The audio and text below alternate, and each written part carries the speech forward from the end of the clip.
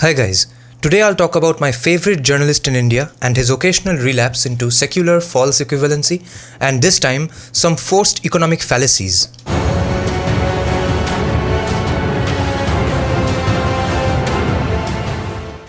Hi guys, broadly today's topic is addiction to false equivalency. I have made one other video on this topic while doing a rebuttal of Suhail Seth's comments on Advaita Kala's podcast. Now, I love Shekhar Gupta. We all do, right? He is one of the only truly free market loving, fiscal conservatism sympathizing public intellectuals in the country. But he has this side hustle, and especially in recent times, he has grown this tendency to be as critical of the current government as possible, unfairly some of the times, and that has been the case mainly on culture, not on economics as much. I've come to realize he is one of those people in India who think that India's culture and history has absolutely no role to play in shaping of our future. So be it, he is entitled to his thoughts, and more importantly, at least on economics, he is on the side of logic and sanity.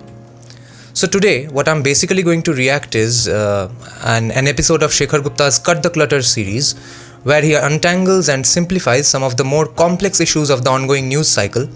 So a few days back, the print re-uploaded this episode from 12th July 2021 because it had become relevant once again in context of Yogi Adityanath's comments on population imbalance.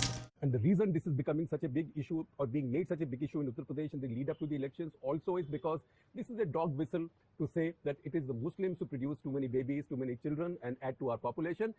So in his efforts of dumbing down last year's population statistics and trying to play down the Indic wing's concerns and the Yogi's apparent dog whistles on the demographical security aspect, in trying to claim that there's absolutely nothing to worry about in terms of demographics, he indulges in monumental statistical and economic fallacies. Whether I think they were deliberate or not, we'll discuss them at the end of this video. But for now, let's cut the clutter of Shekhar Gupta's secularist economic fallacies. But Assam has 33% Muslim population. That is much more than UP's population. Assam's fertility rate has declined to 1.9. Look at a state like West Bengal. West Bengal also has 33 or 32 or maybe even higher percentage of Muslims in its population. In West Bengal, it's declined from 4.2 to 1.6. So far, he says if Muslim fertility rate is a so-called threat, why is Bengal and Assam facing drop in fertility rates even though they have such a high Muslim population? Notice that he does not mention the religion-wise breakdown of the fertility rate and clumps everyone together under the category of the state's fertility rate. Also take note that he sneakily points out, he dog whistles that Assam and Bengal's Muslim population is higher than UP's Muslim population. He already gives away the spoiler that he is going to completely ignore the fact that Assam and Bengal have not been complete economic and governance shitholes for the last few decades like in the case of UP. And therefore, Bengal's and Assam's people have seen the economic prosperity, which goes hand in hand with both parents working, which in turn goes hand in hand with having either no kids or having a single child or deciding to have kids so late in the marriage that the body doesn't support the parents' wishes anymore, and so they have to adopt. All of which leads to lower fertility rates, but Shekhar Gupta does not mention whether or not this economic prosperity and educational upliftment has happened for Hindus or for Muslims. Because if it has happened for Muslims, it should be common sense that it's the Hindu fertility rate that has dropped. Now, a leftist would right now catch my collar and scream, "Ha! There, you said that economic and educational upliftment has mainly happened for Hindus and not Muslims, and therefore India is an Islamophobic Hindu fascist country." Well, calm down, Fidel Castro. The core of the issue here is social integration as opposed to ghettoization. Not only have the pre-existing Assamese and Bengali Hindus been part of the economic and educational upliftment, the Hindu Bengalis that have been illegally immigrating from Bangladesh to these two states have also been culturally integrated and therefore joined the upliftment party anyway. Although perhaps 1 or 2 generations later, but all this is with the added fact that the number of illegal Muslim population plus Rohingyas in these two states is higher than that of Hindu immigration. And therefore, dear leftists, even when a pre-existing Muslim in Assam and Bangladesh has faced economic and educational upliftment, he has not been the significant part of the statistics because his existence has been numerically overpowered by more oncoming hordes of illegal Muslim immigrations who have to start the process of economic and educational upliftment now every day as they are going on coming from scratch. Because remember, UP has not had the prosperity of Assam and Bengal, and therefore there, both Muslims and Hindus have kept up the tradition of having lots of kids.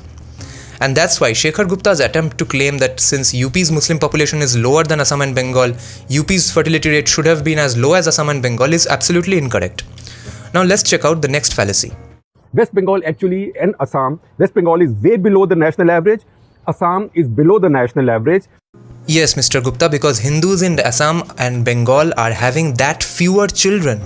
Then Jammu and Kashmir, India's only Muslim majority at this point union territory. But if you look at Jammu and Kashmir has also declined from 4.5 babies per woman, that was the national average in 1981, to 1.4 now. So once again, you can see that the link between this and religion, between producing more babies and religion, is quite tenuous.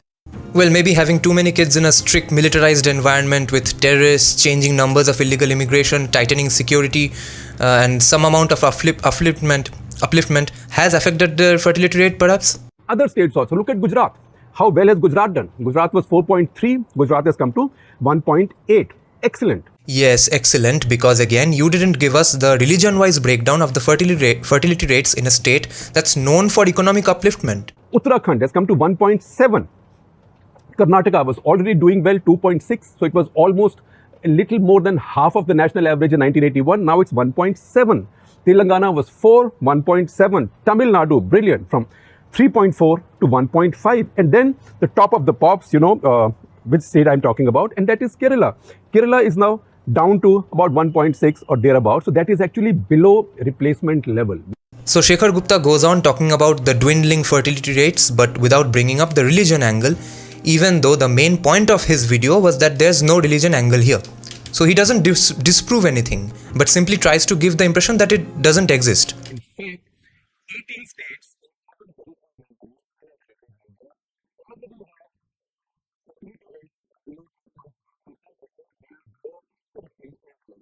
Again, no religion angle. fight for India. The fact is that China has controlled its population a long time back, and yet it has no shortage of soldiers to fight for the country. It doesn't work like that. Okay, now not a religion-based fallacy, but an overall fertility-based fallacy by Shekhar Gupta. He is of the opinion that because China reduced their fertility rate, and they even regret it now because of the increase in their average age, even then they haven't faced any shortage in people ready to fight for their country. Well, Shekharji, that's because even China's reduced population, even China's dangerously low fertility rate is bigger than all of its enemies. And that's why it doesn't matter. It doesn't matter for them. But if we have a similar fertility drop, we will have a national security issue. And now, ladies and gentlemen, get ready. Because now Shekharji will get into religion-wise breakdown in the context of fertility, but note how he chooses the most inconcrete and ambiguous line of examples for discussing religion. But National Family Health Survey 4, that showed that, say, among Hindu women, 75% had no desire to have a baby after they had 2 babies. 19% of Hindu women actually, even after 1 baby, had no desire to have any more babies. So this entire segment is apparently about desire for future planning of having children and not what they have right now. So right now we are supposed to understand female psychology to fully understand Shekhar Gupta's arguments. So he says 75% of Hindu women don't want any more kids after 2 children. 19% of Hindu women don't want any children after their first kid. And then he tries to establish the fallacy even harder, and now you'll burst out into laughter at how much Shekharji tries to manipulate the findings. Man, I'm sorry for sounding so harsh against him, but anyway, make sure you keep an eye on the chart he shows, okay? Even if you don't, no worries, because that chart will be our prime witness in our arguments against Shekhar Gupta. Stereotype is that it's the Muslim women and Muslim families that want more babies than Hindus. Now, again, Bihar, 38.9% Muslim women say they don't want another child if they've had 2 children already. Among Hindus in Bihar, that number is 61.4. So you can see the difference between Hindu families and Muslim families in Bihar. That's a reality. Similarly, if you look at Jharkhand, which was a part of Bihar, although Jharkhand Muslim population is not that high. Muslim women, 52.4% say, no, I've had 2 babies, that's enough. 78% Hindu women say, I've had 2 babies, enough, no more. Uttar Pradesh, 53% Muslim women say, 2 babies, no more. 75.5% Hindu women say, enough babies, two are enough, no more. Then you go on to other states. Now, if you come to J&K, which is India's only Muslim majority state, then the number of Muslim women not wanting a third child is higher than in Bihar and Uttar Pradesh, which is significant. It's 58.1%. Of course, among Hindus, it's even higher. It's almost 84%. Kerala, again, 60.4%. Again, in Kerala, among Muslim women also it goes up, because as you go up the socio-economic ladder, you want fewer babies. Kerala, 60.4%. Muslims, Hindus, almost 90%. Then come to Assam. Assam and West Bengal are actually the tops for Muslim women, and these are the 2 states in India which, after Jammu and Kashmir, have the highest percentage of Muslims. In Assam, 71% of Muslim women say 2 babies, no more. In West Bengal, 85% of Muslim women say 2 babies, no more. This is not some faltu survey. This is National Family Health Survey. Okay, did you see that? Do you know what's wrong with that chart? Well, there's nothing wrong about the chart, but notice how he keeps saying how Muslim women are progressing towards fewer kids. But the chart the entire time shows that in every state, even this so-called metric of desire, this metric of desire shows that desire to have kids after any number of kids is still way more in the case of Muslim women, than in the case of Hindu women. Talking specifically about women who don't want kids after 2 children. Okay, let me tell you the stats quickly once again. In Bihar, 39% of Muslim women don't want kids after the first 2, but 61% of Hindu women don't want kids after the first 2. In Jharkhand, only 52% Muslim women don't want kids after the first 2 kids, but 78% of Hindu women don't want children after the first 2 kids. In Uttar Pradesh, only 53% Muslim women don't want kids after the first 2, but a staggering 75% of Hindu women from Uttar Pradesh don't want kids after the first 2. In Uttarakhand, 60% Muslim women and 84% Hindu women. In Kerala, again 60% of Muslim women, but a gigantic 90% of Hindu women don't want any kids after the first 2. In Assam, 70% Muslim women, but 82% Hindu women don't want the third kid. And in Bengal, 85% Muslim women don't want the third kid, whereas 95% Hindu women don't want the third kid. Now, I know what you're thinking. Adding up all these similar Hindu versus Muslim statistics all over the country, there's obvious concern for demographic shift and demographic security. But let me raise a more pertinent question to you. That is a very important question. That is the most immediate question. But let me point out to you something else.